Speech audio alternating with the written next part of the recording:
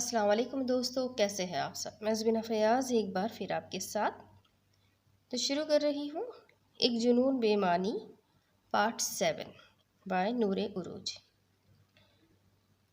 مر گئی، آج نہیں بچتی میں۔ پاشا ٹیبل پر ڈنر لگا رہا تھا جب وہ کرسی پر بیٹھتی سر ٹیبل پر گراتی بولی۔ پاشا اسے پسینے سے شرابور بے حال دیکھ کر فکر مند ہو اٹھا۔ کیا ہوا ریجینا، آپ ٹھیک ہے؟ نظریں جھکا ادب سے پوچھا تو وہ روحان سے ہوتے اسے دیکھنے لگی۔ پاشا، تمہارے براٹ انسان نہیں ہے۔ ظالم شخص نے سارا دن مجھ سے جم میں ایکسرسائز کروائی ہے، اب تو میرے ہاتھ پاؤں بھی جواب دے گئے ہیں۔ منہ بسور کر بولی تو پاشا ہنس دیا، جبکہ کچن میں موجود رایان اپنے بارے میں اس کے نادر خیالات سنتا حیرت سے وہیں کھڑا رہ گیا۔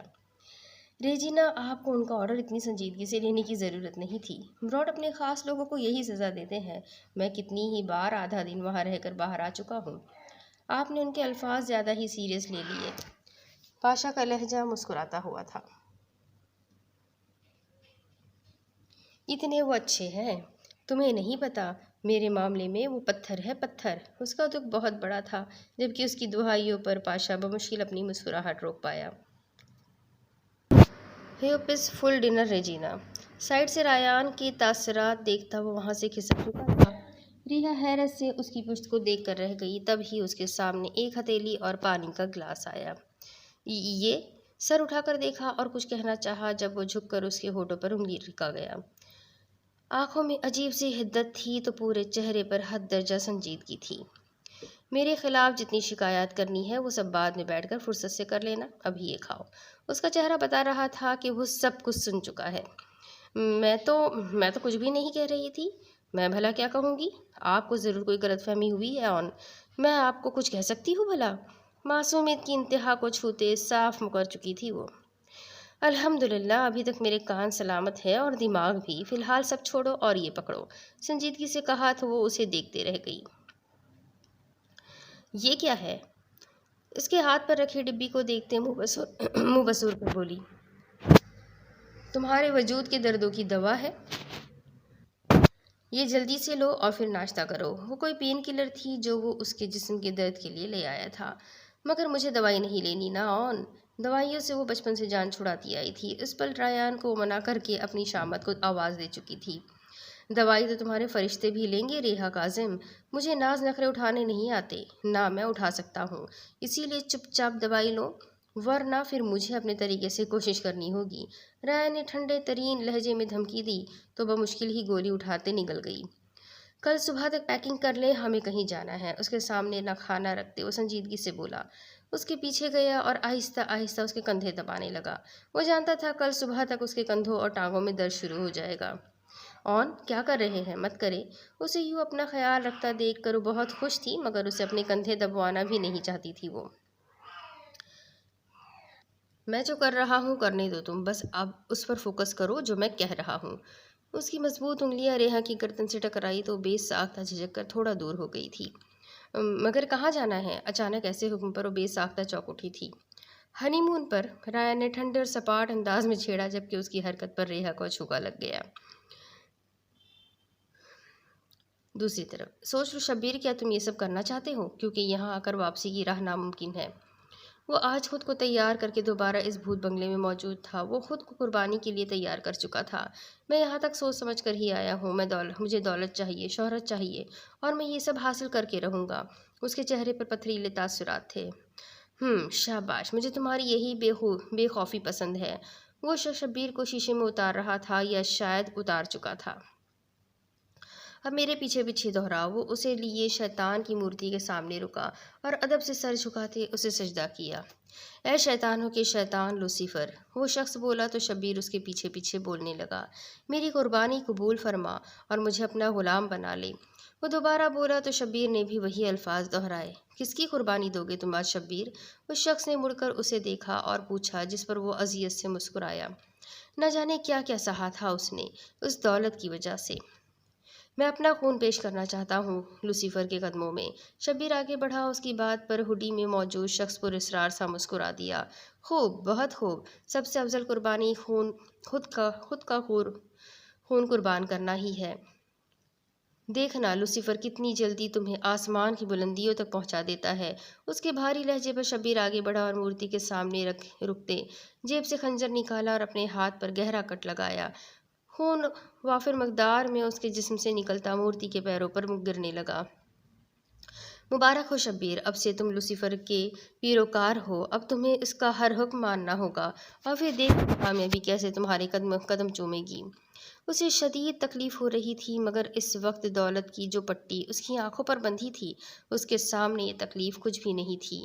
کیا کرنا ہوگا مجھے؟ وہ جلد از جلد پیسہ کمانا چاہتا تھا اور واپس ان لوگوں کے سامنے جانا چاہتا تھا جنہوں نے اسے دھتکارا تھا۔ تم سلیم کے پاس جاؤ، وہ تمہیں تمہارا کام سمجھا دے گا، وہ شخص سپاٹ انداز میں بولا تو شبیر سر ہلاتا اپنا زخمی ہاتھ تھامے باہر کی جانب بڑھ گیا۔ بے وقوف شخص! مورتی کے قدموں میں گرے خون کے قطروں کو دیکھ کر وہ بڑبڑایا تھا۔ ایسے کمزور ایمان کے لوگوں کو اپنے مقصد کے لیے استعمال کرنا ہی ان کا پیشہ تھا۔ وہ شبیر جیسے لوگوں کو ورگلا کر ان سے اپنے تمام غیر قانونی کام کرواتے تھے، مگر آج تک اسے کوئی پکڑ نہیں سکا تھا۔ وہ اس سیاہ دنیا کا بے تاج بادشاہ تھا، نہ جانے کب سے بے گناہوں اور معصوموں کی زندگیاں برباد کر رہا تھا، مگر شاید بھول چکا تھا کہ ہر سیاہی کی قسمت میں چھٹنا ہی لکھا ہوتا ہے۔ رات چاہے کتنی ہی لمبی کیوں نہ ہو، اس کی سحر ضرور ہوتی ہے۔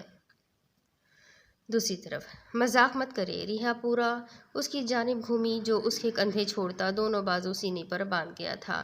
جب ایسے فالتو سوال پوچھو گی تو جواب بھی ویسا ہی ملے گا نا، سنجیدگی سے کہتے سارا الزام اس پر ہی دھر دیا۔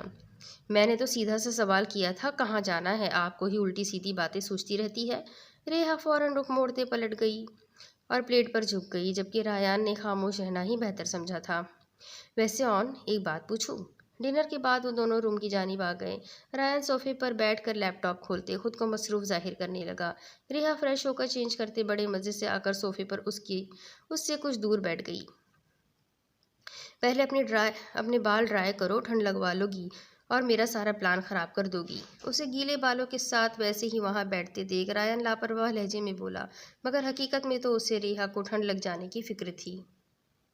مجھے ڈرائر استعمال کرنا نہیں آتی، منہ بسور کر بولی تو رایان نے مشکوک نظروں سے اسے دیکھا۔ ایسے مت دیکھے، سچ کہہ رہی ہوں، رہنے دے، ایسے ہی خود ہی خشک ہو جائیں گے۔ اس کی نظروں کا مفہوم سمجھتے ہوئے بیزاری سے بولی تو رایان نے اسے گھورا۔ کاش وہ اس لڑکی کی جانب سے لاپرواہ ہو سکتا، مگر افسوس کہ وہ واحد ہستی تھی جس سے نفرت کا دعویٰ کرنے کے باوجود بھی وہ اس پر آتی ہلکی سی آنچ بھی برداشت نہیں کر سکتا تھا۔ اٹھو! لیپ ٹاپ بند کرتے اٹھ کر اس کے بازو تھاما اور اسے لا کر ڈریسنگ ٹیبل کے سامنے بٹھایا، پھر ڈراور سے ڈرائر نکالتے آن کی اور اس کے بال سکھانے لگا۔ ریحا آئینے سے اسے دیکھتے مسکرا دی۔ وہ یکٹک اس کے سپاٹ چہرے کو دیکھ رہی تھی۔ ایک وقت تھا جب یہ خوبرو چہرہ ریحا کے لیے کھلی کتاب ہوا کرتا تھا، مگر اب وہ چاہ کر بھی اس کے تاثرات پڑھ نہیں پاتی تھی۔ وہ جو صبح شام اس سے نفرت کے دعوے کرتا تھا، مگر جب بھی اس کے قریب آتا تو محبت اور نفرت کی جنگ میں پھنس کر رہ جاتا اور بجائے اسے تکلیف دینے کے خود سے ہی لڑتا رہتا۔ مجھے دیکھنا بند کرو، بنا اس کی جانب دیکھے وہ گمبھیر لہجے میں بولا تو ریحا سٹپٹا گئی۔ اس کے لہجے سے ضبط کی شدت محسوس ہو رہی تھی۔ تمہیں کچھ پوچھنا تھا؟ اس کے سلکی بالوں کو اوپر سے کیچر میں جکڑتے وہ واپس صوفے پر جا بیٹھا تھا تو وہ بھی اٹھ کر اس کے پاس آ گئی۔ آپ مجھے پری سے ملوانے لے جا رہے ہیں نا؟ اس کے سوال پر رایان نے ایک نظر اسے دیکھتا لب بھیج گیا۔ پری تم سے ملنا چاہتی ہے اور میں اپنی بہن کی کوئی خواہش رد نہیں کر سکتا۔ سپاٹ انداز میں بولتے اسے باور کروایا تھا کہ یہ سب ریحا کی نہیں پریسا کی خواہش پر ہو رہا ہے۔ جانتی ہو آپ کی زندگی میں پری ہی وہ انسان ہے جو اہم ہے۔ پریشان مت ہو، میں اسے پریشان نہیں کروں گی، وہ اداس سی ہوتی ہوئی بولی۔ جب جانتی ہو تو سمجھ بھی لو، اگر تمہاری وجہ سے میری بہن کی آنکھ سے ایک آنسو بھی نکلا تو تمہیں مجھ سے کوئی نہیں بچا سکے گا۔ اس پل وہ ظالم ہوا تھا کیونکہ پریسا کا دکھ وہ کبھی برداشت نہیں کر سکتا تھا۔ سمجھ گئی۔ نم ہوتی آنکھوں کو جھکاتے وہ اٹھ کر بستر کی جانب بڑھ گئی۔ رایان کے دل میں موجود اس کی محبت نے اس پل رایان کو جھنجھوڑا تھا، مگر وہ اس طرف سے کان لپیٹ گیا۔ ریحا کی آنکھوں سے مسلسل آنسو گر رہے تھے۔ وہ جانتی تھی پریسا رایان کے لیے کتنی اہم ہے، مگر رونا اسے اس بات پر آ رہا تھا کہ کبھی وہ بھی تو رایان کے لیے اتنی ہی اہم تھی تو اب کیوں نہیں، مگر اس سوال کا جواب اس کے پاس نہیں تھا۔ ظالم ہوں نا میں، ہر بار تمہیں پہلے سے بڑھ کر اذیت دیتا ہوں، مگر میرے پاس اس اذیت کے سوا کچھ ہے بھی تو نہیں، جو میرے پاس ہے وہی تو دے سکوں گا نا میں تمہیں۔ کتنی ہی دیر وہ اس کی دھمکی اس کی دھیمی سسکیاں سنتا رہا، پھر اس کی بھاری ہوتی سانس کمرے میں گونجتی سن کر اٹھا اور اس کے قریب آ بیٹھا۔ شاید کبھی تمہاری محبت اس اذیت کو کم کر پائے گی، مگر مجھے تو اب یہ بھی امید نہیں رہی۔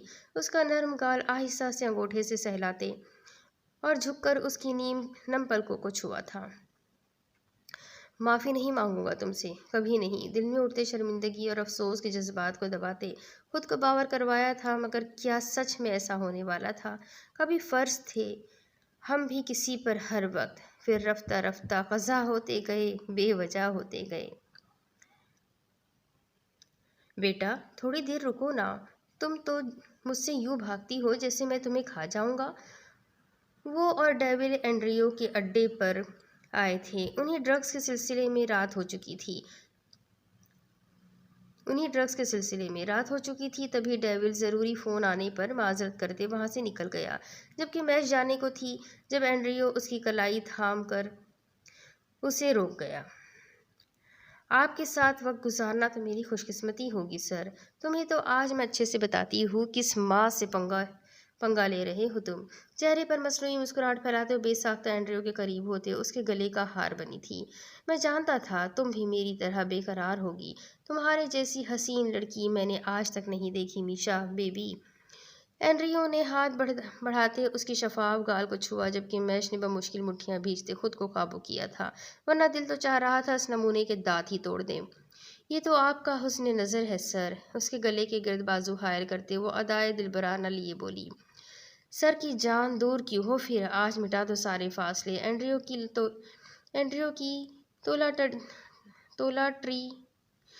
کی تو لاٹری نکل آئی، تو میش جیسی حسین لڑکی خود اس کے قریب آ رہی تھی تو بھلا وہ کیسے نہ بہکتا۔ آہا ایسے کیسے، میرے ساتھ ڈرنک نہیں کریں گے؟ اس کی دلکش آنکھوں میں شکاری کی سی چمک تھی۔ آج تو وہ اس اینڈریو کا شکار کر کے ہی سکون سے بیٹھنے والی تھی۔ ضرور، آؤ نہ جانے من۔ اینڈریو اسے لیے اپنے کمرے کی سمت بڑھ گیا، ساتھ ہی ملازم کو مہنگی شراب کی بوتل کمرے میں بھیجنے کا حکم دیا۔ میش کی نظریں اس کے پورے کمرے کا تفصیلی جائزہ لینے میں مصروف تھی، جتنی اینڈریو میں عقل تھی۔ لازمی بات تھی کہ اس نے ڈرگس کسی لاکر وغیرہ میں رکھے ہوں گے۔ آج میرا یہ کمرہ تمہارے آنے سے نایاب ہو گیا ہے۔ جب سے میں نے تمہیں دیکھا ہے تب سے میرا دل بے چین ہے، اور آج بالآخر تم اس بے چینی کا علاج بن کر میرے پاس موجود ہو۔ وہ انتہائی لوفرانہ انداز میں اس پر جھک کر کہہ رہا تھا۔ تمہارے یہ نمکین رس بھرے ہونٹ دیکھنے والوں کو اپنی سمت کھینچتے ہیں بیبی ڈال۔ اس کی بکواس میش کیسے سن رہی تھی یہ صرف وہی جانتی تھی۔ ایک بار مجھے میرے مقصد میں کامیاب ہو لینے دے گندی نالی کے کیڑے، پھر میں تجھے بتاؤں گی میرے ہاتھ کس کس کو اپنی سمت کھینچتے ہیں۔ دروازے پر دستک ہوئی تو اینڈریو اس کے پاس سے اٹھا۔ وہ اس کی چھوٹی چھوٹی واہیات باتیں سنتی گلاس ہاتھوں میں گھماتی جا رہی تھی، جبکہ اینڈریو تو اس کے حسن کے نشے میں مدہوش ہوتا گلاس پر گلاس چڑھاتا جا رہا تھا۔ پاس آؤ ڈارلنگ۔ وہ پوری طرح نشے میں ڈوب چکا تھا، تب ہی اس کی سمت ہاتھ بڑھایا۔ میش اسے لیے بیڈ کی سمت بڑھی اور اسے بیڈ پر گرایا۔ اینڈریو کی آنکھیں بند ہو رہی تھی۔ میش اس کی مدہوشی کا فائدہ اٹھاتے اٹھی اور الماری کی طرف بڑھی۔ وہ جلدی جلدی دراز کھولتی لاکر ڈھونڈ رہی تھی، کیونکہ لاکر ہی وہ جگہ تھی جہاں اینڈریو کے مطابق ڈرگس محفوظ رہ سکتے تھے۔ اسے نیچے ایک لاکر نظر آیا، اس سے پہلے وہ ہاتھ بڑھا کر اسے کھولتی کسی نے اس کے کندھے پر ہاتھ رکھا۔ آپی یار، یہ کیس نے میرے دماغ کی دہی کر دی ہے۔ خدا کا واسطہ ہے دیکھے اسے اور میری مدد کرے پلیز۔ ہاتھ فائل تھامے اسٹڈی روم میں داخل ہوا، جہاں آئلہ اپنے کسی کیس پر کام کر رہی تھی۔ حاشا، اب آپ بچے نہیں ہیں۔ You are a public prosecutor, اور آپ اب بھی دوسروں سے مدد مانگ رہے ہیں۔ آئلہ نے اسے گھوری سے نوازا جو دانت دکھا رہا تھا۔ میں معصوم بچہ ہوں یار، کہاں آپ ذہین و فطین خاتون اول جو عدالت میں اپنے مضبوط دلائل سے سامنے والے کو چت کر دینے والی، اور کہاں میں چھوٹا بھائی سمجھ کر میری مدد کر دیں۔ مسکین صورت بنا کر اس کے سامنے آ بیٹھا۔ زیادہ مسکے لگانے کی ضرورت نہیں، بتاؤ کیا مسئلہ ہے؟ آئلہ نفی میں سر ہلاتے سیدھی ہوئی، کیونکہ وہ آخر قسم کا لیچڑ انسان تھا، اتنی آسانی سے اس کی جان ہرگز نہیں چھوڑنے والا تھا۔ یہ مرڈر کیس ہے۔ مقتولہ مشہور سیاسی شخصیت کی بھتیجی ہے۔ رات کے اندھیرے میں اس لڑکی کا مرڈر کیا گیا ہے۔ مقتولہ کے گھر والوں کا کہنا ہے کہ قتل اسی کی کلاس فیلو نے کیا ہے جو کسی وڈیرے کا بیٹا ہے، مگر وہ شخص اپنا گناہ قبول کرنے کو تیار نہیں ہے۔ بقول اس کے اس کا مقتولہ سے کوئی لینا دینا ہی نہیں ہے۔ ہاتھ سنجیدگی سے بولتا پورا کیس اس کے سامنے کھول کر رکھ گیا۔ تو اس میں پریشانی کیا ہے؟ مرڈر ویپن کیا ہے؟ عائلہ کرسی کی پشت سے کمر ٹکاتے سنجیدگی سے بولی۔ یہی تو مسئلہ ہے، لڑکی کے جسم پر کسی قسم کا نشان نہیں ہے، اس کے جسم میں زہر یا ڈرگز بھی نہیں ملا۔ میڈیکل رپورٹس کے مطابق اس کی موت ہارٹ اٹیک سے ہوئی ہے، جبکہ اس کے گھر والے یہ بات ماننے سے انکاری ہے، اور دونوں جانب کے اثر و رسوخ کے باعث کیس ختم نہیں ہو رہا۔ اس کے ماتھے پر لکیریں ابھری۔ سیمس انٹرسٹنگ۔ لڑکی کی باڈی دیکھی تم نے؟ سیدھے ہوتے پوچھا تو وہ سر اس بات میں ہلا گیا۔ اس کا جسم تھوڑا تھوڑا نیلا پڑا ہوا تھا، زیادہ نہیں، بس تھوڑا بہت، جیسے اس کی موت دم گھٹنے سے ہوئی ہو۔ وہ پرسوچ انداز میں بولا، دیٹس اٹ، اس کی موت کاربن مونوآکسائڈ کی زیادتی سے ہوئی ہے۔ ہلکی سی مسکراہٹ لبوں پر سجاتے مزے سے بولی تو ہاتھ آنکھیں پھاڑے اسے دیکھنے لگا۔ مگر کیسے؟ پھر رپورٹس میں ہارٹ اٹیک کیوں آیا؟ اسے کچھ سمجھ نہیں آ رہا تھا۔ رپورٹس بدلی بھی جا سکتی ہے حادثہ۔ کاربن مونو آکسائڈ کی وجہ سے اس لڑکی کے جسم میں آکسیجن کی کمی ہوئی، جس کے باعث دل میں جاتا خون بنا آکسیجن کے اس کے جسم میں پھیلنے لگا۔ آکسیجن کی کمی کے باعث پٹھوں کی موت واقع ہونے لگی، اور آہستہ آہستہ اس کے دل نے خون پمپ کرنا بند کیا، کیونکہ دل کو بھی کام کے لیے طاقت اور آکسیجن کی ضرورت ہوتی ہے۔ دل رکا، مطلب اس کی موت ہو گئی، اور جسم نیلا پڑنے لگا۔ اس ڈاکٹر کو پکڑو جا کر جس نے رپورٹس بنائی ہیں، دوبارہ اس کا پوسٹ مارٹم کرواؤ، سچ سامنے آ جائے گا۔ اسے جواب دیتے وہ اپنی فائل کی سمت متوجہ ہو چکی تھی۔ تھینک یو آپی، you are my guardian angel. Aila کے گرد حصار باندھ کر اس کے سر پر لب رکھتے وہاں سے نکلتا چلا گیا۔ کیا سوچا جا رہا ہے جانے ازمیر اس کے آفس میں داخل ہوا تو اسے سوچوں میں گم دیکھ کر اس کے قریب آیا۔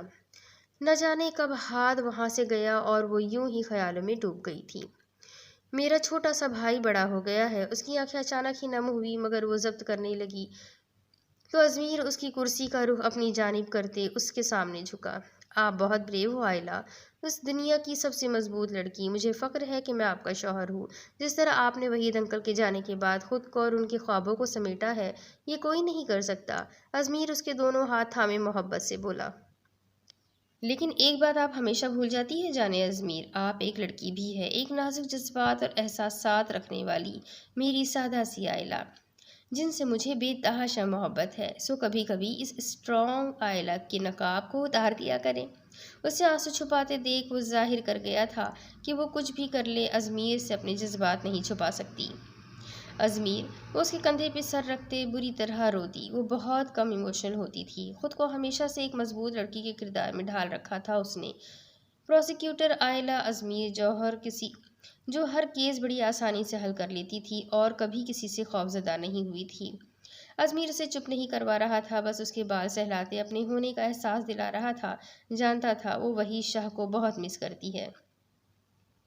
مجھے بابا کی بہت یاد آتی ہے میر، وہ اتنی جلدی کیوں چلے گئے؟ سر اٹھا کر معصومیت سے پوچھتی۔ وہ اسے بہت پیاری لگی تھی، کیونکہ ان کی زندگی اتنی ہی تھی۔ ان کا بلاوا آ گیا تھا، مگر مجھے یقین ہے آج اگر وہ یہاں ہوتے تو انہیں اپنی آلی پر فخر ہوتا۔ اس کے ماتھے پر لب رکھتے ایمان سے بولا تو وہ نم آنکھوں سے سر ہلا گئی۔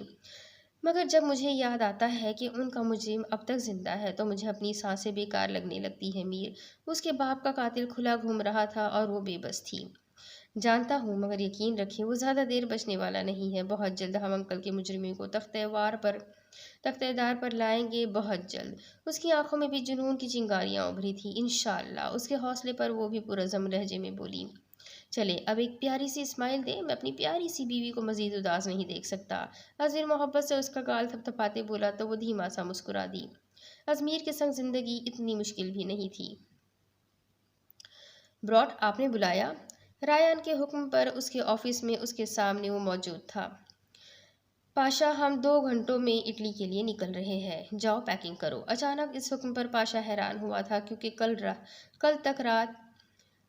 کل تک رایان نے ایسا کچھ نہیں بتایا تھا۔ جی براٹ، مگر پہلے اس نے کبھی سوال کیا تھا مگر پہلے اس نے کبھی سوال کیا تھا جو اب کرتا، تب ہی سر ہلاتا وہاں سے نکل گیا۔ اس کے تصور کے پردے پر بلیک اور ریڈ اسکرٹ میں ملبوس پھولوں کی شہزادی لہرائی تو مسرور سا ہوتا مسکرا دیا۔ اس کے چہرے کو محبت سے پکڑ کر میں نے یہ کہا، جان، میرا دل نہ یہاں ڈوبتا ہے۔ اور کتنی دیر لگے گی تم؟ صبح ان دونوں کا سامنا ہوا تھا تو ریان کا رویہ ایسے تھا جیسے رات میں ان میں کوئی تلخ کلامی ہوئی ہی نہ ہو۔ ریحا اس کا رویہ دیکھ کر رہ گئی، اس سے شکوہ کرتی بھی تو کیا، اس نے اسے ایسا کوئی حق دیا ہی نہیں تھا۔ ناشتے کے بعد وہ اسے تیار ہونے کا کہہ کر باہر نکل گیا۔ کافی دیر باہر اس کا انتظار کرنے کے بعد اب واپس آیا تو تیزی سے بولتا اچانک اس پر نظر پڑتے خاموش ہو گیا۔ وہ لگ ہی اتنی دلکش رہی تھی کہ ریان کتنے ہی پل اس پر سے نگاہیں نہیں ہٹا سکا۔ کہا تھا نا، سادگی میں رہنے دو، سنورنے پہ آئی تو دیکھتے رہ جاؤ گے۔ بلیک جینس پر ریڈ گھٹنوں تک آتا اسٹائلش ٹاپ پہنے، بلیک لیدر جیکٹ میں بالوں کا خوبصورت سا اسٹائل بنا کر اس نے چہرے پر ہلکی سی بیس آرنٹ لگا رکھا تھا، اور اتنے میں ہی وہ نظر لگ جانے کی حد تک پیاری لگ رہی تھی۔ تیرے واسطے ہیں میری حیات کے سبھی رنگ، تو جس رنگ میں نکھرے اس رنگ کے صدقے۔ ریان بھول چکا تھا وہ کیا کہہ رہا تھا، اسے یاد نہیں رہا کہ سامنے کھڑی لڑکی سے نفرت کا دعوے دار ہے وہ۔ اس پل وہ فراموش کر چکا تھا کہ ریحا اس کی دشمن اول ہے۔ اگر کچھ یاد تھا تو بس یہ کہ کبھی اس نے سامنے کھڑی لڑکی سے دل و جان سے عشق کیا تھا۔ راحت اور چاہت میں صرف اتنا فرق ہے جانا، راحت بس تم سے ہے اور چاہت بس تمہاری۔ وہ دونوں ایک دوسرے کی آنکھوں میں دیکھتے بالکل خاموش تھے کیونکہ وہاں بات لفظوں سے آگے نکل چکی تھی۔ ریحا اس کی آنکھوں میں چھپے اپنے اون کو ڈھونڈ یکٹک دیکھ رہی تھی تو وہیں ریان اس چہرے میں اپنی سافٹی کو تلاش کر رہا تھا۔ سنو، مجھے سینے سے لگاؤ تاکہ میں جان سکوں کہ اگر زندگی اتنے قریب ہو تو سانس اعتدال میں کیسے رہتی ہے۔ ریحا کی دھڑکنوں کا شور ریان دور سے بھی سن سکتا تھا، جبکہ ریان کی آنکھوں سے جھانکتے جذبات کا سمندر ریحا کو ساکت کر رہا تھا۔ وہ بے ساختہ پلکیں جھکا گئی جبکہ ان اٹھتی گرتی پلکوں کا رقص دیکھتے ریان بے ساختہ ان پلکوں کو انگلی کی بوروں سے چھو گیا۔ میرا علاج کسی چارہ گر کے پاس نہیں، میری دوا، میری دعا، میری شفا ہو تم۔ ریان نے بمشکل لبوں پہ آتے الفاظ کو روکا تھا۔ سامنے کھڑی لڑکی اس کے ہر درد کی وجہ بھی تھی اور دوا بھی، ستمگر بھی وہی تھی اور مسیحا بھی۔ ریان کس کس طور سے خود کو اس سے بچاتا کہ اس کی ہر راہ کی منزل ریحا حسیب تھی۔ براڈ فلائٹ کا ٹائم ہو رہا ہے۔ اس سے پہلے کہ وہ اس بے خودی میں وہ بے اختیاری کے سنگ بہکتا یا اپنی کوئی کمزوری ریحا پر ظاہر کرتا، دروازہ بجنے اور پاشا کی آواز پر وہ ہوش کی دنیا میں لوٹا تھا۔ ہاں ہم آ رہے ہیں۔ خود کو کمپوز کرتے اس کا بیگ تھامتے تیزی سے باہر نکل گیا جبکہ ریحا کو کچھ پل لگے تھے اپنی دھڑکنوں کو اعتدال میں لانے کے لیے۔ پاشا، تم نے رائل کو کال کر دی ہے نا؟ گاڑی میں ریحا کے برابر بیٹھے خاموشی کو معنی خیز ہوتا دیکھ وہ بے مقصد بولا تو پاشا سر ہلا گیا۔ جی براڈ، میں نے کال کر دی تھی، وہ پہنچ جائے گا ہمیں لینے، پاشا نے جواب دیتے بھی مرر سے انہیں دیکھنے کی زحمت نہیں کی تھی۔ کچھ ہی دیر میں وہ تینوں پلین میں موجود تھے اور اپنی اپنی سیٹ پر بیٹھ چکے تھے۔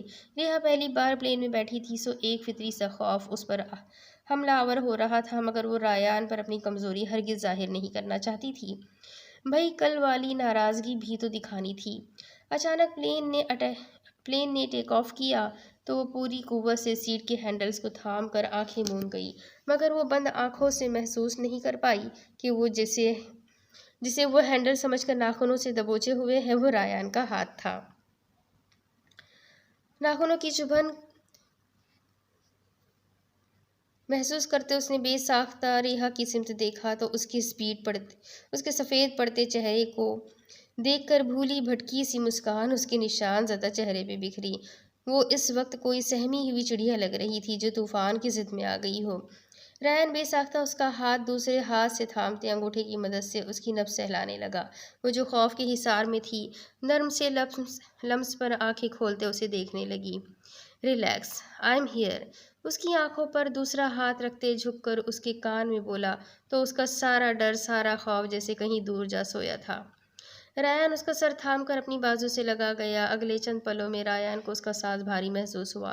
کندھے پر وزن محسوس ہونے پر اس نے مڑ کر دیکھا تو وہ سو چکی تھی۔ وہ کتنے ہی ثانیے اس کے چہرے سے نگاہیں نہیں ہٹا سکا تھا۔ کیا ہو تم ریحا؟ کیوں نفرت نہیں کر پا رہا میں تم سے؟ کیوں میری نفرت کا مینار تمہاری قربت پر زمین بوس ہو جاتا ہے؟ نہیں، میں خود کو کیوں کمزور پڑنے نہیں دے سکتا؟ اس پر سے نظریں ہٹاتے ہوئے بے بس سا ہوا تھا۔ وہ تو سو چکی تھی، مگر ریان کا سارا سفر انہی سوچوں کے درمیان گزرنے والا تھا۔ ریحا کی جس وقت آنکھ کھلی، پلین میں تقریباً سب لوگ سو چکے تھے۔ انہیں پلین میں 3 گھنٹے ہو گئے تھے، جبکہ ابھی مزید 2 گھنٹوں کا سفر باقی تھا۔ اب کہ اس نے سر اٹھا کر دیکھا تو وہ ریان کے کندھے پر سر رکھے ہوئے تھی، جبکہ ریان کرسی کی پشت سے سر ٹکائے آنکھیں موندے ہوئے تھا، نہ جانے سو رہا تھا یا جاگ رہا تھا۔ ریحا یکٹک اسے دیکھتی رہی۔ کوئی نفرت میں بھی اتنا نرم اور پرواہ کرنے والا کیسے ہو سکتا ہے؟ آن، آپ مجھ سے جتنا مرضی نفرت کا دعویٰ کر لیں، حقیقت تو یہ ہے کہ آپ اپنی سافٹی پر آئی ہلکی سی آنچ بھی برداشت نہیں کر سکتے۔ کون ہوتا ہے اتنا پیارا؟ آئی لو یو میرے پیارے گینگسٹر۔ ذرا سا اوپر ہو کر وہ بے ساختہ اس کے گال کے نشان پر اپنے لب رکھ گئی تھی، پھر سر دوبارہ اس کے کندھے پر ٹکاتے اس کی ہاتھ کی انگلیوں سے کھیلنے لگی، جبکہ وہ بنا اس پر واقفیت جتائے سویا بنا رہا۔ تیری سادگی، تیری عاجزی، تیری ہر ادا کمال ہے۔ مجھے فخر ہے، مجھے ناز ہے، میرا یار بے مثال ہے۔ دوسری طرف میش بیبی، اتنی دور کیوں کھڑی ہو؟ چلو نا میری جان، مزید انتظار نہیں ہوتا مجھ سے۔ میش مڑی تو اینڈریو نیم و آنکھوں سے نشے میں دھت اس تک آیا تھا۔ میش جس کی سانس سینے میں اٹک چکی تھی، اس کی حالت دیکھتے گہرا سانس بھر کر رہ گئی۔ ابے ڈھکن، تیری مستی تو میں نکالتی ہوں۔ میش نے شدت سے اس کی گردن دبانی چاہی، مگر وہ مشکل خود کو سنبھالتی ایک ادا سے ہاتھ اس کے کان کے پیچھے لے جاتے مخصوص نس دبائی، جس سے اگلے ہی پل وہ پوری طرح بے ہوش ہو چکا تھا۔ اسے سہارا دیتے لے جا کر بیڈ پر پٹکا، پھر تسلی سے واپس پلٹ کر الماری کی سمت آئی اور نیچے موجود لاکر کھولا۔ لاکر پر 5 حرفی جدید ٹیکنالوجی کا پاس ورڈ لگا تھا، جو کسی سسٹم سے جڑا تھا جسے ہیک کرنا کم از کم میش اور دانی کے لیے کوئی بڑی بات نہیں تھی۔ ہیلو دانی، میش نے موبائل نکالتے دانی کو کال ملائی، جو اس کے انتظار میں لیپ ٹاپ کے سامنے بیٹھا تھا۔ بولو جانے دانی، اتنی جلدی میری یاد آ گئی؟ جان بوجھ کر شرارت سے بولا تو میش موبائل کو گھور کر رہ گئی۔ کبھی اپنی بکواس کو سائڈ پر بھی لگا دیا کرو، ٹھرکی انسان۔ یہاں میں موت کی کنویں میں پھنسی ہوئی ہوں اور تمہیں بکواس یاد آ رہی ہے؟ میش کا میٹر اس کی بکواس پر گھوما تھا۔ اچھا سوری، بتاؤ کیا بات ہے؟ اور تم اب تک واپس کیوں نہیں آئی؟ اس کی موت کے کنویں والی بات پر وہ سنجیدہ ہوا تھا۔ میش نے اسے ساری صورتحال بتائی تو دانی کا دل چاہا اس کا سر پھاڑ دے یا اپنا۔ میش کی بچی، کیا کروں میں تمہارا؟ تم پاگل ہو کیا؟ بنا کسی پلان کے افراتفری میں تم نے خود کو مشکل میں ڈال لیا ہے۔ اگر اینڈریو کو تمہاری حرکت کی بھنک بھی لگ گئی تو سنگا کا اتنے مہینوں کا پلان برباد ہو جائے گا۔ دانی بولنے پر آیا تو بولتا ہی چلا گیا۔ میں نے تمہاری مدد کے لیے فون کیا ہے نا، کہ تم سے بھاشن سننے کے لیے؟ یہ ڈانٹ بات کے لیے اٹھا رکھو، ابھی اس آٹومیٹک کوڈ کو ہیک کرو۔ میش بیزار ہوتے بولی تو دانی نفی میں سر ہلاتے سنجیدہ ہوا۔ کچھ لمحوں میں ہی دانی نے پاس ورڈ ہیک کر لیا۔ میش نے اس کی ہدایت پر عمل کرتے لاکر کھولا تو سامنے ہی وہ ڈرگس کا پیکٹ رکھا ہوا تھا۔ اس نے جلدی سے جیب سے چھوٹا سا پیکٹ نکال کر اس میں آدھا پاؤڈر ڈالا اور باقی پاؤڈر واپس رکھ دیا۔ لاکر بند کرتے ہوئے اس کی نظر کسی چیز پر پڑی جس سے اس کی شاطر نگاہوں میں چمک سی ابھری تھی۔ صبح جس وقت اینڈریو کی آنکھ کھلی وہ اپنے بستر پر دراز تھا۔ اس کا سر حد درجہ بھاری ہو رہا تھا۔ سر جھٹکتے خود کو دیکھا تو وہ نیم برہنہ تھا۔ سر گھمایا تو میش آئینے کے سامنے کھڑی بال ڈرائی کر رہی تھی۔ اینڈریو نے گزری شب کے لمحات کو یاد کرنے کی کوشش کی، مگر کچھ بھی یاد نہیں آ رہا تھا، بس یہ کہ وہ اور میش شراب پی کر بستر کی سمت آئے تھے۔ وہ سر جھٹکتا اٹھا اور اس کی سمت بڑھا۔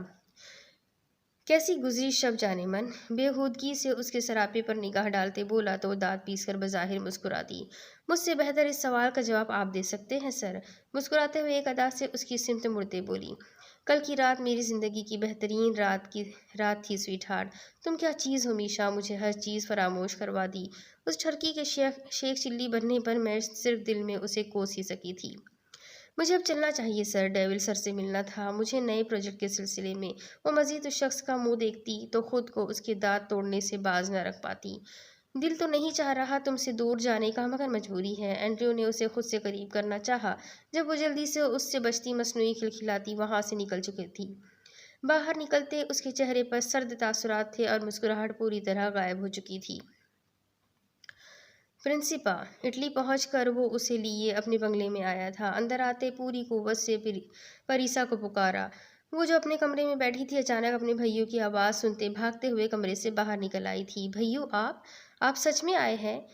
ان سب کی نظر سیڑھیوں کی سمت اٹھی۔ چاکلیٹ براؤن اسکرٹ پہنے، بالوں میں پھولدار ہیئر بینڈ لگائے، وہ بے تحاشا حسین اور کیوٹ لگ رہی تھی۔ ریحا تو اتنے عرصے بعد اسے سامنے یکٹک دیکھتی جا رہی تھی، جو وقت کے ساتھ ساتھ مزید حسین ہو چکی تھی۔ بس اس کی آنکھوں پر بندھی پٹی دیکھ کر ریحا کا دل اداس ہوا تھا۔ بھائیو کی جان، بھائیو سچ میں اپنی پری سے ملنے آئے ہیں؟ رایان وہیں سے بولا تو اس کی آواز پر پرجوش ہوتی وہ آگے بڑھی جب اچانک اس کے قدم لڑکھڑائے۔ رایان سے پہلے پاشا 3 سے 4 سیڑھیاں پھلانگتا تیزی سے اس کے پاس پہنچا۔ پرنسپا، آپ ٹھیک ہے؟ وہ سنبھل چکی تھی مگر پاشا پھر بھی اسے کندھوں سے تھامتے فکر مندی سے بولا۔ پریسا کا دل جو خوفزدہ تھا پاشا کی آواز پر کچھ اعتدال پر آیا۔ میں ٹھیک ہوں۔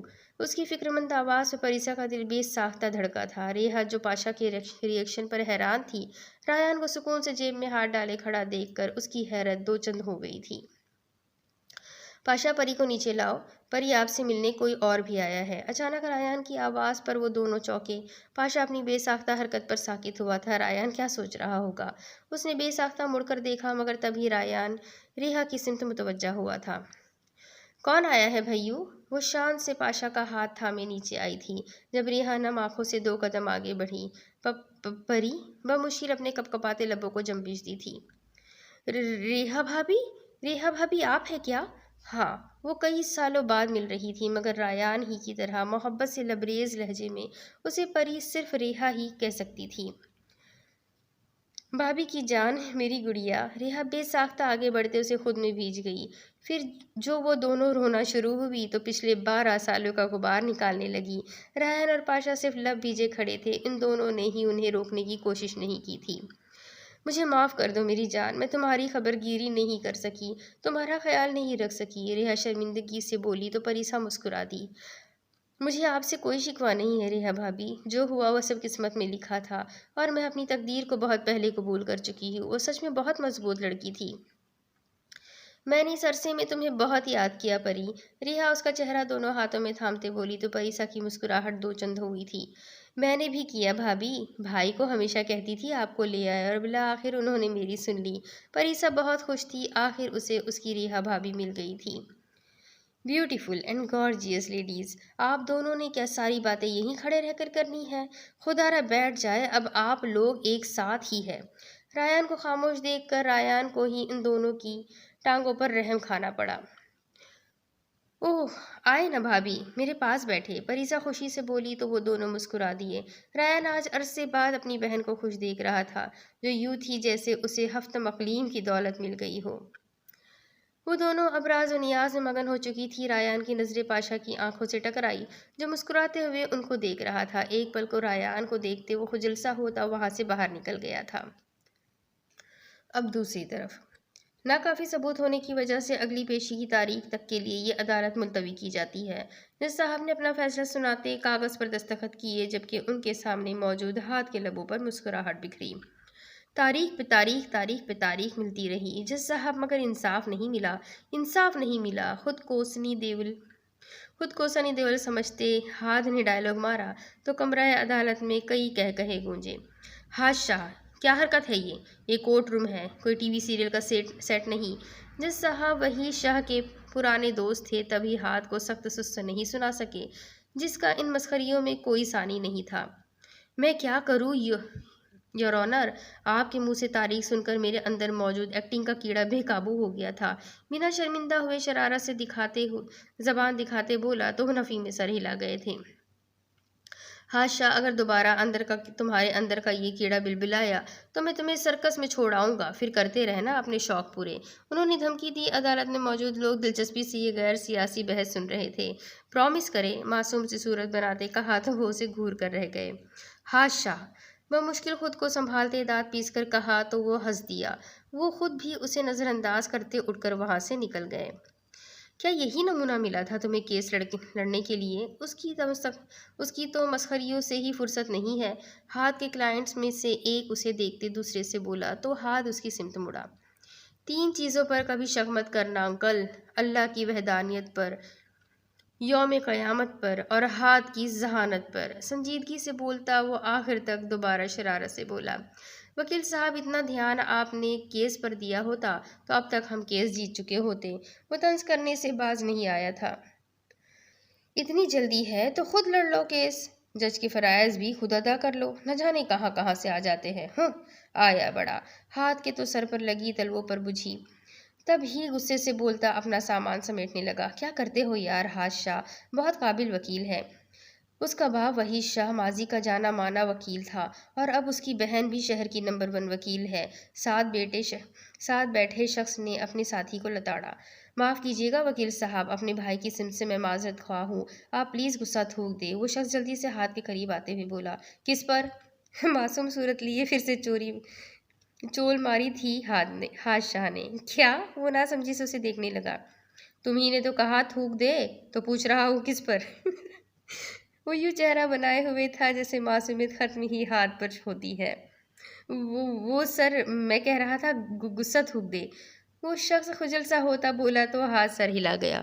او تو ایسے کہیں نا، میں بھی کیا کیا سوچ رہا تھا۔ چلو، کیا یاد کرو گے، معاف کیا تمہیں، مگر یاد رکھنا مجھ پر دوبارہ شک کیا تو کوئی اور وکیل ڈھونڈ لینا۔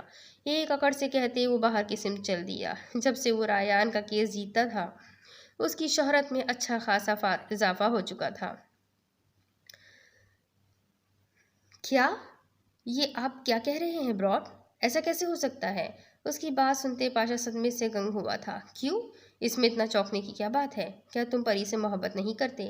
ریان کی سپاٹ نظریں اس کے چہرے پر پڑی تو وہ نظریں جھکا گیا۔ پری اور ریحا کچن میں تھی جب اچانک ریان نے اس کے اور پری کے نکاح کا دھماکہ کیا۔ ریان ان کا نکاح کرنا چاہتا تھا۔ پاشا یوں اچھلا جیسے جلتے توے پر بیٹھ گیا ہو۔ وہ براٹ، میں… اچانک اس کے سوال پر پاشا کو سمجھ نہیں آیا وہ کس طرح سے رسپانس دے۔ مجھے ہاں یا نہ میں جواب چاہیے پاشا۔ کیا تم میری پرنسس سے محبت کرتے ہو؟ ریان کا لہجہ کچھ اور سرد اور سپاٹ ہوا تھا۔ جی براٹ۔ اگر ریان اسے پھانسی بھی دے دیتا تب بھی وہ اپنی محبت سے مکرنے کا سوچ بھی نہیں سکتا تھا۔ تب ہی کچھ جھجک کر بولا۔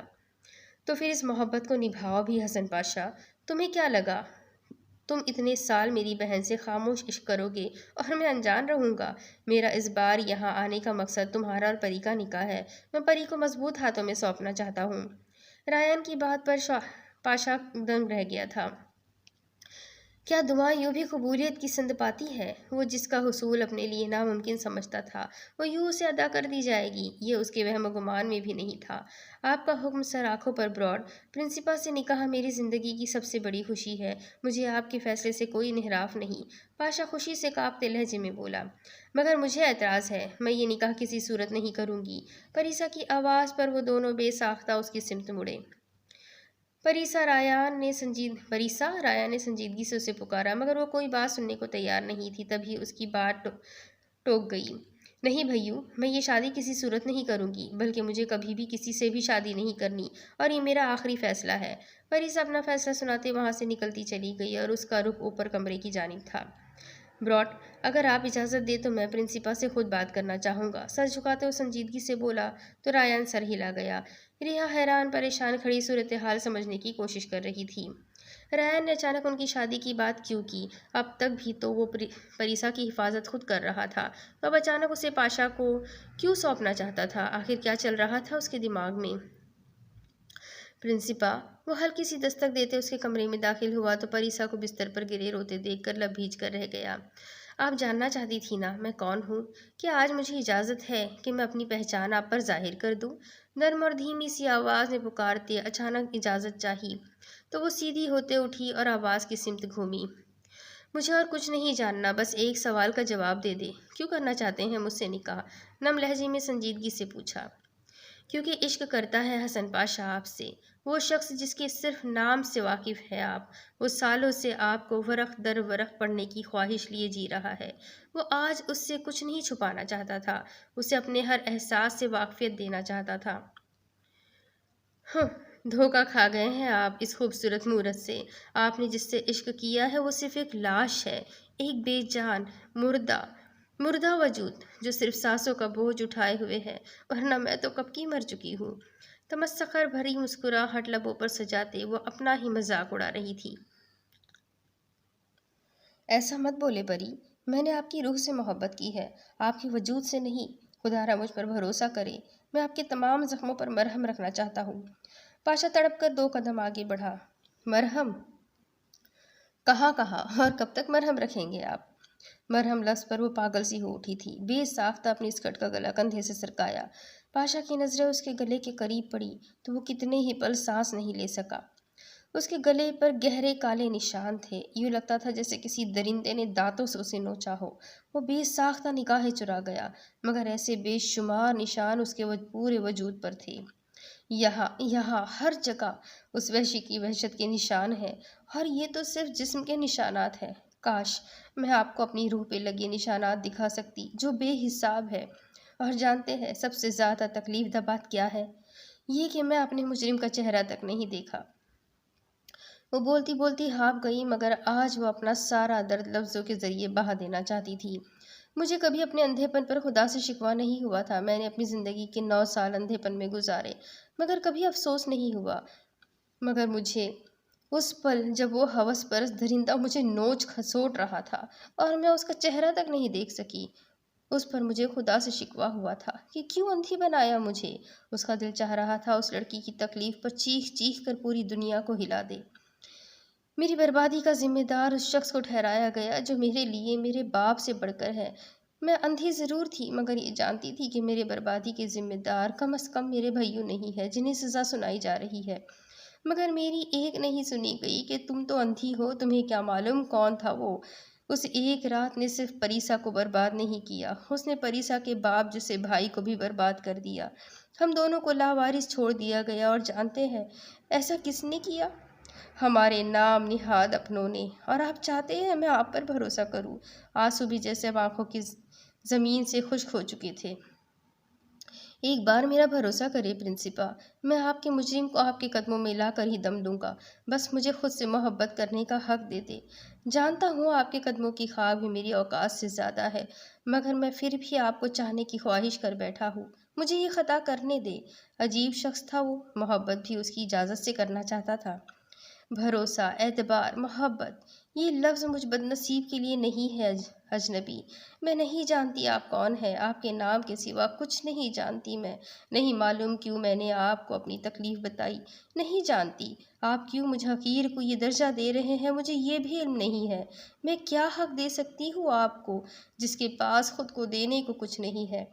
وہ انجان تھی، اس کے سامنے کھڑا شخص کون تھا، کیوں اس سے محبت کرنا چاہتا تھا؟ ایک وقت تھا جب اس کے پاس آنکھیں نہیں تھی اور دیکھنے کی خواہش تھی، جبکہ آج آنکھیں ہوتے ہوئے بھی وہ کسی کو دیکھنا نہیں چاہتی تھی۔ آپ کتنی پاکیزہ ہیں یہ مجھ سے پوچھے، آپ کا مقام کیا ہے یہ میں اور میرا دل جانتے ہیں۔ میں آج تک بنا کسی رشتے کے آپ کو دیکھ کر جو گناہ کرتا رہا ہوں اس کی تلافی چاہتا ہوں۔ میں اپنے عشق کو معراج دینا چاہتا ہوں، مجھے اور میرے عشق کو قبول کر لے پرنسپا۔ وہ شاید آر یا پار کا سوچ کر آیا تھا، ہار اسے قبول نہیں تھی، نہ اس نے ہارنا سیکھا تھا۔ میں پاشا کے لہجے کی شدت پر پریسا کو لگا اس کے پاس لفظوں کی قلت ہو گئی ہے، اس کی ٹانگوں نے جسم کا بوجھ سہارنے سے انکار کر دیا ہے۔ تب ہی وہ گرنے کے انداز میں بیٹھ گئی تھی۔ میں آپ سے کچھ نہیں مانگوں گا پریسا، جب تک آپ کے مجرم کو اپنے ہاتھوں سے زمین میں نہیں گاڑ دوں گا، تب تک آپ سے اپنے رشتے کو لبوں پر بھی نہیں لاؤں گا۔ بس میری قسمت میں آ کر مجھے مقدر کا سکندر بنا دے۔ پاشا چلتا ہوا آ کر اس سے کچھ دور 2 زانوں بیٹھ گیا تھا۔ اپنے بھائیوں پر بھروسہ ہے نا میری جان کو؟ اچانک رایان کی آواز پر پاشا اور وہ دونوں متوجہ ہوئے، مگر پاشا اپنی جگہ سے ہرگز نہیں ہلا تھا۔ بھائیو، وہ بے ساختہ روتی تو رایان نے آگے بڑھتے اسے اپنے بازو میں لے لیا۔ میری جان، مجھے اس دنیا میں خود کے بعد اگر آپ کے لیے کسی پر بھروسہ ہے تو وہ صرف پاشا ہے۔ پاشا آپ کو کبھی ہرٹ نہیں کرے گا، یہ میرا وعدہ ہے آپ سے۔ اپنے بھائیوں کی خاطر ہاں کر دے۔ پاشا کی پری کے لیے عقیدت اور محبت سے رایان اچھی طرح واقف تھا۔ بھائیو، وہ بے ساختہ رایان کے سینے میں منہ چھپاتے روتی، مگر اب کی بار اس کے انداز میں موجود اقرار۔ وہ دونوں ہی بھاپ گئے تھے، تبھی دونوں کے چہروں پر بھولی بھٹکی مسکراہٹ بکھر گئی تھی۔ جیتی رہو بھائیو کی جان۔ رایان نے شفقت سے بھرپور بوسہ اس کے بالوں پر ثبت کیا۔ پاشا کا تو حال تھا مانو کاٹو تو بدن میں خون نہیں۔ اسے اپنی خوش قسمتی کا یقین ہی نہیں ہو رہا تھا۔ وہ بے ساختہ کعبے کی سمت مڑتا وہیں سجدہ ریز ہو گیا، جبکہ ریان اور دروازے میں کھڑی ریحا اس کی شدت پر نم آنکھوں سے مسکرا دیے۔ ہائے میرے اللہ، فائق، یہ کیا ہوا تجھے؟ یہ چوٹ کیسے لگی؟ آج وہ 2 دن بعد گھر واپس آیا تھا۔ چہرے پر چوٹوں کے نشان اور دونوں بازو پر پٹیاں بندھی دیکھ کر تابندہ بیگم کے دل پر ہاتھ پڑا تھا۔ کچھ نہیں ہوا اماں، خواہ مخواہ ڈرامے کرنے کی ضرورت نہیں ہے، ان کے واویلا کرنے پر وہ بیزاری سے بولا، جبکہ شجاع، مائرہ اور حسیب درانی ان کی آواز سنتے نیچے آ چکے تھے۔ ایسے کیسے کچھ نہیں ہوا؟ اپنا حال دیکھ، یوں لگتا ہے کسی نے بری طرح پیٹا ہو تجھے، اس کا چہرہ تھام کر گھماتے کہا تو اسے دوبارہ سے ریان کے ہاتھوں ہوئی ذلت یاد آئی۔ فائق، یہ سب کیا ہے؟ شجاع نے سنجیدگی سے اس کا چہرہ دیکھتے ہوئے پوچھا۔ اگر فائق اسے بتا دیتا کہ اس نے کیا حرکت کی ہے تو شجاع اس کی جان نکال دیتا۔ کچھ نہیں بھائی، بس کچھ چور ٹکرا گئے تھے، انہوں نے میرا سامان چھیننا چاہا، مگر میرے واویلا کرنے پر انہوں نے میرے ساتھ یہ سب کر دیا۔ بروقت بہانہ بناتے خود کو بچانا چاہا۔ مائرہ، جائیں فائق کے لیے ہلدی والا دودھ ملا کر لے کر آئیں۔ مائرہ کی نم ہوتی آنکھیں دیکھ کر شجاع نے اسے وہاں سے بھیجا تو وہ چھوٹی چھوٹی باتوں پر رونا شروع کر دیتی تھی۔ مائرہ میری جان، یہ رو رو کر خود کو اور ہمارے بیبی کو تکلیف مت دیا کرے یار۔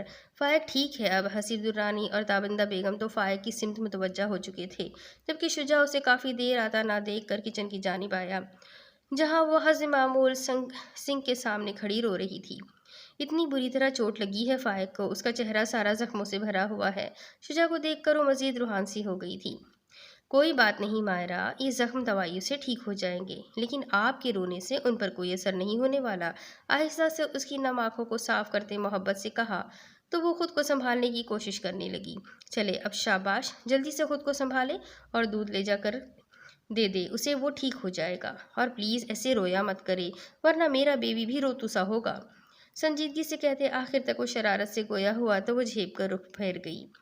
شجاع ایک محبت بھری نگاہ اس کے چہرے پر ڈالتے پلٹ کر وہاں سے نکلتا چلا گیا، جبکہ مائرہ اب دودھ گرم کرتے فائق کے بارے میں سوچ رہی تھی۔ اف، شکر ہے وہ نمونہ اٹھا نہیں ابھی، ورنہ صبح صبح تھانے دار بن کے کھڑا ہو جاتا۔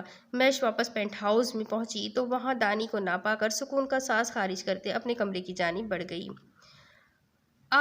ادھر ادھر دیکھتے کمرے میں داخل ہوئی، جب اچانک مڑنے پر دانی سے ٹکراتے پوری قوت سے چیخی۔ دانی سینے پر بازو باندھے سخت نظروں سے اسے گھور رہا تھا۔ پاگل ہو گئے ہو کیا؟ ڈرا دیا مجھے، ابھی میرا ہارٹ فیل ہو جاتا تو؟ دل پر ہاتھ رکھتے میش نے الٹا اس پر برسنا چاہا۔ جب وہ اسی سنجیدگی سے قدم بقدم اس کی جانب بڑھنے لگا، میش پیچھے پیچھے جانے لگی۔ دیکھو دانی، ریلیکس کرو، ہم بیٹھ کر بات کرتے ہیں نا۔ میش جانتی تھی وہ اس وقت غصے میں ہوگا۔ اچانک وہ پیچھے دیوار سے ٹکرائی تو ڈرتے ڈرتے کہا، کس کی اجازت سے تم نے کل رات وہ سب کیا؟ اس کے اعتراف میں بازو ٹکاتے قدرے جھک کر پوچھا تو وہ تھوک نگل گئی۔ وہ اسے اپنی غلطی کا اچھے سے ادراک تھا، اسی لیے وہ اس وقت کچھ بھی کہہ کر خود کو پھنسا نہیں سکتی تھی۔ مسز دانی، مجھے مجبور مت کرو کہ میں تمہیں اپنی ڈارک سائیڈ دکھاؤں، جو آج تک صرف دشمنوں نے دیکھی ہے۔ اگر تم نے دوبارہ مجھ سے بنا پوچھے خود کو ایسی مشکل میں ڈالا تو میں اپنے ہاتھوں سے تمہاری ٹانگیں توڑ دوں گا۔ اس کی تھوڑی کو سخت گرفت میں تھامتے سرد آواز میں بولا، اچھا اب بس کرو، جان لوگے کیا؟ ان حالات میں مجھے بہتر یہی لگا سو میں نے کر دیا، اور سب ٹھیک ہے، کسی کو شک نہیں ہوا، اسی لیے چلو چل کرو۔ اگر وہ اتنے غصے میں نہ ہوتا تو میں اس کے ایٹیٹیوڈ پر اس کے 2 لگا چکی ہوتی، مگر فی الحال وہ ایسا کرنے کی پوزیشن میں نہیں تھی۔ چل، تمہیں اندازہ بھی ہے ساری رات کتنی ٹینشن میں گزاری میں نے؟ تم پوری رات اس خطرناک جگہ پر ہو جہاں تمہارے ساتھ کچھ بھی ہو سکتا ہے، یہ سوچ سوچ کر ہی میرا سانس رک جاتا تھا۔ میش کے ریلیکس انداز پر دانی کو غصہ آنے لگا۔ دانی کے بچے اب زیادہ ہو رہا ہے، میں کوئی دودھ پیتی بچی نہیں ہوں جو ایسی سچویشن کا سامنا نہ کر سکوں۔ تم شاید بھول رہے ہو میں کون ہوں، اسی لیے میرا دماغ خراب مت کرو، ورنہ دوں گی ایک۔ میش میڈم اتنی کسی کی برداشت کر لے یہ کہاں ممکن تھا؟ سنگھا کو آ لینے دو، پھر میں بتاتا ہوں تمہیں۔ اس بار تمہیں اپنے کمرے میں شفٹ نہ کروایا تو میرا نام بدل دینا۔ اس کی ڈھٹائی پر دانی کو غصہ آنے لگا۔ زیادہ شاہ رخ خان بننے کی ضرورت نہیں ہے، اور خبردار اگر تم نے ایسی کوئی ذلیل حرکت کی تو چھوڑوں گی نہیں میں تمہیں۔ اس کی دھمکی میش کے سر پر لگی تلووں پر جا بجھی۔ یہ تو اب میں تمہیں جلدی بتاؤں گا کہ میں شاہ رخ خان ہوں یا کوئی اور مت چھوڑنا جانے دانی۔ کون کافر چاہتا ہے تم مجھے چھوڑو، آہستہ سے اس کے چہرے پر پھونک مارتے اسے چھیڑا۔ اچانک پیٹ مڑتی تکلیف پر وہ کئی قدم پیچھے ہوا تھا۔ میش اس کے پیٹ میں مکہ مار چکی تھی جس پر وہ کرا اٹھا تھا۔ میش کی بچی، کیا حرکت تھی یہ؟ دانی تکلیف سے بند آنکھیں کھولتے اسے گھور کر بولا تو مسکرا دی۔ ٹریلر دکھا رہی تھی تمہیں کہ میرے قریب رہنے پر کیا کیا مل سکتا ہے تمہیں کچھ اور بھی چاہیے؟ سلیوز اوپر کھینچتے اس کی جانب بڑھی۔ چھوڑوں گا نہیں تمہیں میں، بندریا کہیں کی، صرف 2 دن۔ وہ ایک ہاتھ پیٹ پر رکھ جبکہ دوسرا ہاتھ سے 2 کا اشارہ کرتے باہر کی جانب بڑھ گیا، مگر جاتے جاتے بھی اسے دھمکانا نہیں بھولا تھا۔ اور آپ سے ایک بات پوچھوں؟ وہ دونوں کچھ ضروری شاپنگ کے لیے مال کی سمت آئے تھے۔ ابھی صرف نکاح ہونا تھا، مگر یہ کسی عام لڑکی کا نہیں تھا بلکہ ریان کاظم کی بہن کا نکاح تھا، سو اسے ہر چیز پرفیکٹ اور بہترین چاہیے تھی۔ ریحا کو وہ ساتھ لے آیا تاکہ وہ اپنے اور پریسا کے لیے ضروری چیزیں لے سکے۔ انہیں پریسا کا نکاح کا جوڑا خریدنا تھا۔ کچھ راستہ خاموشی سے کٹا جب ریحا کی آواز گاڑی میں گونجی۔ ریان نے صرف ہنکارا بھرا تھا، جانتا تھا اس کے ذہن میں پریسا اور پاشا کو لے کر بے تحاشا سوال اٹھ رہے ہوں گے، تبھی اسے اجازت دے دی۔ پاشا پری کو پسند کرتے ہیں، یہ بات آپ کو کب پتہ چلی؟ وہ حیرانی سے تھی کہ شخص اتنا شاطر اور تیز کیسے تھا جسے ہر بات پہلے ہی معلوم ہو جاتی تھی۔ اگر پریسا میری بہن ہے تو پاشا بھی میرے لیے سگے بھائیوں کی طرح ہے۔ پاشا پری سے تب سے محبت کرتا ہے جب 7 سال پہلے وہ اس سے پہلی بار ملا تھا۔ وہ دونوں مجھ سے چھوٹے ہیں اور بہت معصوم بھی، پھر پاشا کو تو اپنے جذبات چھپانا بھی نہیں آتے۔ وہ سنجیدگی سے بولا تو ریحا اس کی دور اندیشی کی قائل ہو گئی تھی۔ مگر آپ نے اتنی ہڑبڑی میں ان کا نکاح طے کیوں کر دیا؟ ہم کچھ عرصے تک ان کی باقاعدہ شادی بھی تو کر سکتے تھے، دھوم دھام کے ساتھ۔ ریحا کو نہ جانے کیوں یہ حالات عجیب سی گھبراہٹ میں مبتلا کر رہے تھے۔ میں ایک گینگسٹر ہوں اور ہماری دنیا میں زندگی اور موت کا چولی دامن کا ساتھ ہے۔ میں نہیں چاہتا میرے بعد پریسا مشکل میں پڑے، اسی لیے اسے مضبوط ہاتھوں میں سونپنا چاہتا ہوں۔ اس کی ذومانی بات پر ریحا کا دل ناخوشگوار انداز میں دھڑکا۔ آپ ایسا سوچ بھی کیسے سکتے ہیں؟ ایک بار بھی میرے بارے میں نہیں سوچا آپ نے؟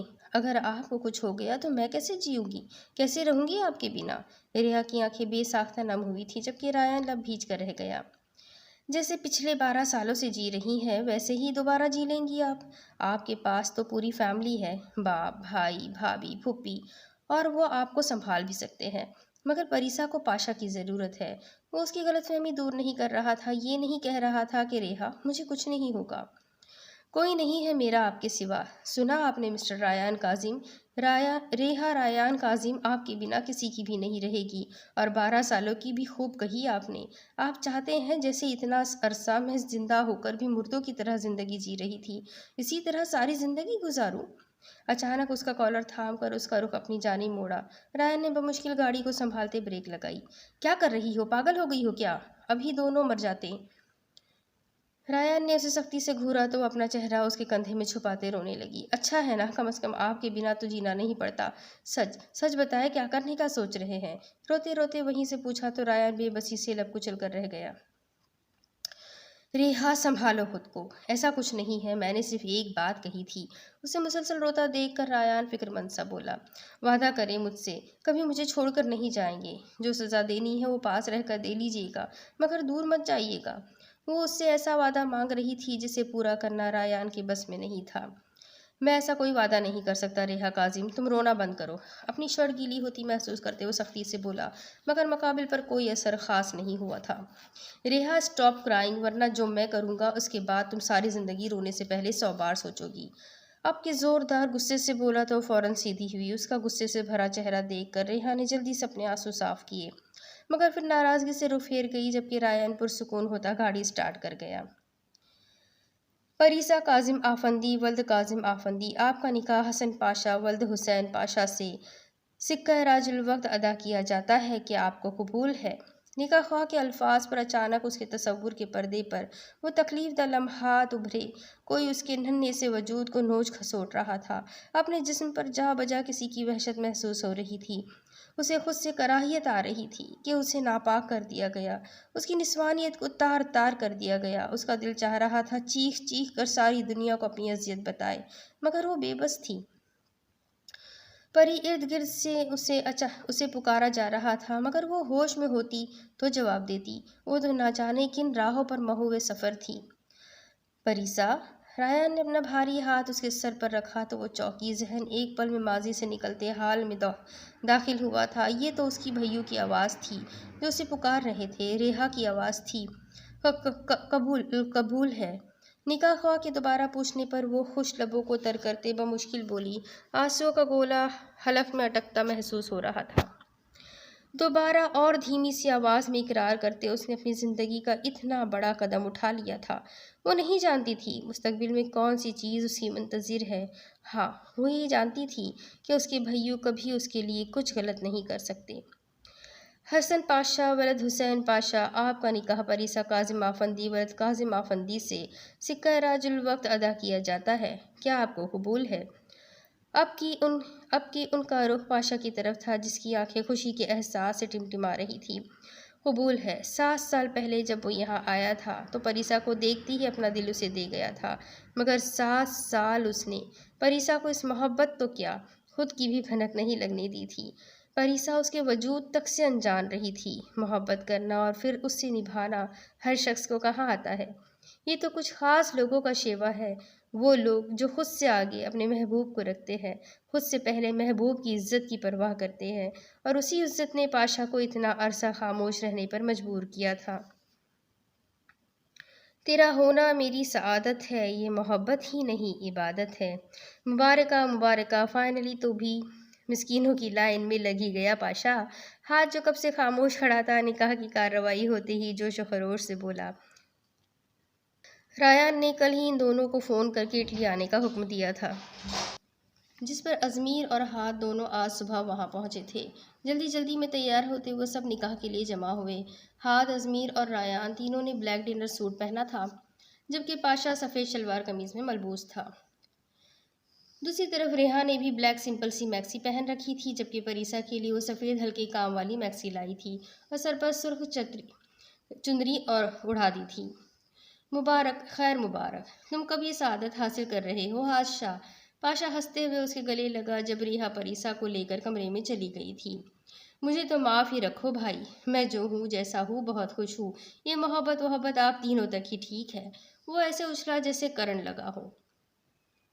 سیدھے سیدھے بول، کوئی تجھے منہ نہیں لگاتی، اتنا بھاؤ کھانے کی ضرورت نہیں ہے، اور پیچھے ہٹ، بچے کی جان لینی ہے؟ ابھی تو نکاح ہوا ہے غریب کا۔ ہاتھ کو پاشا کو بھیجتے دیکھ ازمیر کو اس پر رحم آیا تھا۔ یہ جو آپ منہ نہ لگانے کا طعنہ دیتے ہیں نا، اس کا الگ سے حساب ہوگا۔ معصوم بچے کی بے غیرتی کرتے ذرا دل نہیں دکھتا آپ کا؟ مصنوعی آنسو صاف کرتے خود کو مظلوم ثابت کرنا چاہا۔ یہ مظلومیت کے ناٹک بعد میں کرنا، ابھی ہمیں پاشا کی خوشی سیلیبریٹ کرنے دو۔ اس کی 2 نمبر ہیروگیری پر ازمیر نے ولن بن کر پانی پھیرا تھا۔ Thank you so much Izmir اور ہاد، تم دونوں اتنی دور سے میری خوشی میں شرکت کے لیے آئے، یہ میرے لیے بہت بڑی بات ہے۔ اس موقع پر جہاں پاشا اپنی محبت ملنے پہ بے تحاشا خوش تھا، وہیں ان دونوں بھائیوں نے بھائی اور دوستوں کی کمی پوری کر دی تھی۔ ارے یار، اتنا ایموشنل مت ہو، ایسا کر تو میرے نکاح پر چھواروں کا انتظام کر کے بدلہ چکا دینا۔ اب خوش؟ دیکھ، ان دونوں نے تو چوری چوری نکاح کر لیا، مگر میں دھوم دھام سے نکاح کروں گا۔ ہاتھ نے ماحول کو جذباتی ہونے سے بچانے کی کوشش کی، جو کامیاب ٹھہری تھی۔ پاشا کا زوردار قہقہا گونجا، جبکہ ازمیر نے اس کی ایک لگائی تھی۔ میں تو کہتا ہوں یہی کوئی لڑکی دیکھ لے، پاکستان کی لڑکیوں نے تجھے گھاس نہیں ڈالنی، یہاں ٹرائی کر۔ اچانک ازمیر سنجیدہ چہرہ بناتے اس کی سمت متوجہ ہوا تھا۔ ہاں ویسے یہ بھی صحیح ہے، پاکستان کی وہ منہ امریکن تے پیرا افریقن سے زیادہ حسین لڑکیاں مجھے یہاں مل جائے گی، کیوں نہ یہیں کسی سے ٹاکا فٹ کر لوں؟ ہاتھ پرسوچ انداز میں بولا، جبکہ اس کی مثال پر ازمیر اور پاشا کھل کر ہنس دیے۔ البتہ ریان نے صرف مسکراہٹ دبانے پر اکتفا کیا تھا۔ اگر ابھی آئلہ یا ریحا بھابھی ہی یہاں ہوتی تب تجھے بتاتی منہ امریکن کون ہے اور پیرا پیر افریقن کون؟ ازمیر اس کا کندھا تھپتھپاتے بولا تو وہ کانوں کو ہاتھ لگا گیا۔ اللہ اللہ، کن کا نام لے لیا؟ فوراً توبہ کرے جیجا جی، ورنہ یہ جو جون سینا آپ کے ساتھ کھڑے ہیں نا، ہڈی پسلی سب کا کچمبر بنا دیں گے۔ ریحا کا نام سن کر اس نے فوراً کانوں کو ہاتھ لگایا تھا۔ میں نے ساتھ بھابھی بہت ادب سے لگایا ہے، اسی لیے مجھے توبہ کی ضرورت نہیں ہے۔ ازمیر نے گویا ناک سے مکھی اڑائی۔ رایان اور پاشا صرف ان جیجا سالے کی جگل بندی انجوائے کر رہے تھے۔ بسم اللہ الرحمن الرحیم۔ ریحا بھابھی سے کوئی خوف نہیں ہے، آپ کی بیگم سے سچ میں ڈرنا چاہیے۔ دونوں بازو سینے پر باندھ کر ادب سے سر جھکا کر ریحا کا نام لیتا وہ حد درجہ مذائقہ خیز لگا تھا۔ پاشا کو اپنی ہنسی روکنا مشکل لگنے لگا۔ ہاشا، رایان نے تنبیہ انداز میں دیکھا۔ یار اب تو ساتھ پوری بسم اللہ پڑھ کر نام لیا کر۔ اب کیوں ایسے دیکھ رہے ہیں؟ اللہ پاک کی قسم، میری سگی والی بہن ہے ریحا بھابھی، فوراً معصومیت سے بولا تو ازمیر اور پاشا بے ساختہ قہقہہ لگا گئے، جبکہ رایان دھیما سا مسکراتا نفی میں سر ہلا گیا تھا۔ اب اس کے آگے کی کہانی میں آپ کو اگلی قسط میں سناتی ہوں کہ آگے کیا ہوگا۔ یہ جاننے کے لیے میرے ساتھ بنے رہیں، اگلی قسط میں پھر ملیں گے۔ تب تک کے لیے اللہ حافظ۔